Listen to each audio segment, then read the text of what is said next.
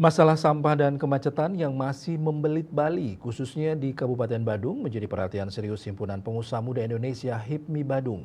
Dua persoalan krusial ini dinilai bisa berdampak negatif terhadap keberlanjutan sektor pariwisata yang menjadi tulang punggung perekonomian daerah. Ketua Umum Badan Pengurus Cabang BPJ HIPMI Bandung, Ketut Bijaya Negara menyatakan pihaknya siap berkolaborasi dengan pemerintah daerah untuk mencari solusi konkret.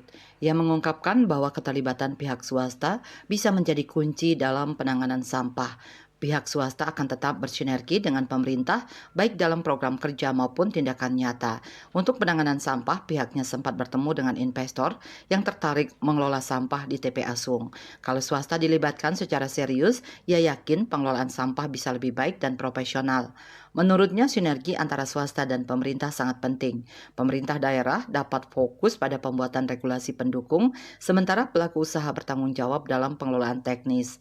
Pihak swasta tentu ingin menciptakan sesuatu yang baik sekaligus menghasilkan profit. Pemerintah bisa mendorong dari sisi kebijakan seperti sistem pemilahan sampah, sementara pengolahan lebih lanjut diserahkan kepada pihak yang memang kompeten. Ia menekankan bahwa masalah sampah dan kemacetan adalah persoalan global yang harus segera diatasi.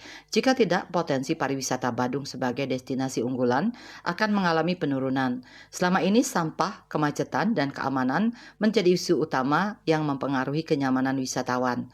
Jika sampah bisa dikelola secara mandiri dan kemacetan teratasi, maka sektor pariwisata akan tetap menjadi primadona.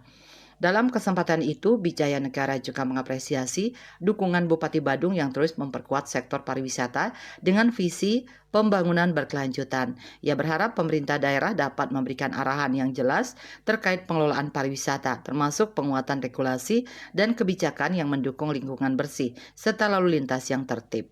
Pariwisata yang berkelanjutan sangat bergantung pada kenyamanan dan keamanan. Jika tiga masalah utama yakni sampah, kemacetan, dan keamanan dapat dipecahkan, maka pihaknya yakin pariwisata Badung akan tetap berjaya.